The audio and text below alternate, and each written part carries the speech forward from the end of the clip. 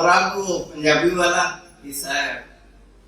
ये हमारे मेहमान आए थे ऑप्थेल्मोलॉजिकल सोसाइटी ऑफ पाकिस्तान में, Ranjit Singh. He is a very famous Indian ophthalmologist. तो वो मेहमान खुसूसी बैठे थे, ग्लाकोमा का सेशन था। तो पहले मैंने अपनी गुफ्तगू शुरू करने से पहले मैंने कहा जी मैंने रंजीत सिंह के लिए पंजाबी नज़्म लिखी है जो उसको मैं डेडिकेट करता हूँ। तो रंजीत सिंह ने वो सुन के क्या कहा वो मैं आपको बाद में बताता हूँ। ले हमें डाकदारा वेख मेरी बाँ, ले हमें डाकदारा वेख मेरी बाँ, छेती छेती दस मैनू पीड़ केड़े था। Look doctor, feel my pulse and tell me what problem I have.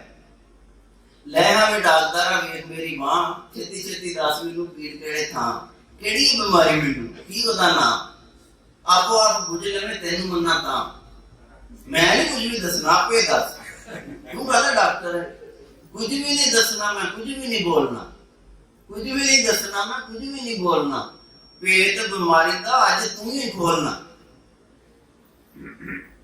ਡੇਰੇ ਤੇ ਮਲੰਗਾ ਦੇ ਜੋਗੀ ਇੱਕ ਵਸਦਾ, ਡੇਰੇ ਤੇ ਮਲੰਗਾ ਦੇ ਜੋਗੀ ਇੱਕ ਵਸਦਾ, ਹੱਥ ਰੱਖ ਮੱਥੇ ਤੇ ਰੋਗ ਸਾਰੇ ਦੱਸਦਾ।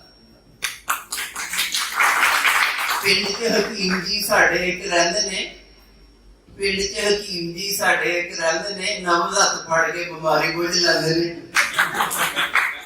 ਪਿੰਡ 'ਚ ਹਕੀਮ ਜੀ ਸਾਡੇ ਇੱਕ ਰਹਿੰਦੇ ਨੇ, ਨਬਜ਼ ਹੱਥ ਫੜ ਕੇ ਬਿਮਾਰੀ ਬੁੱਝ ਲੈਂਦੇ ਨੇ।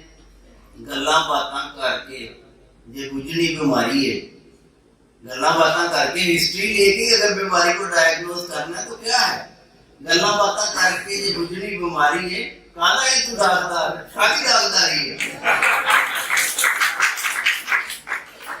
रंजीत सिंह कहता जी मैं एक बार दिल्ली गया, उत्थे बाजार च लंघ रहा सी ते एक दुकान दे उत्ते बड़ा सारा बोर्ड लगा सी, नब्ज दिखाओ ते बीमारी दा पता पाओ। कहता डॉक्टर साहब ने बड़ा एक जिहड़ा साडे पिंडां दा आम कॉन्सैप्ट है ਉਹਦੇ ਉੱਤੇ ਨਜ਼ਮ ਲਿਖੀ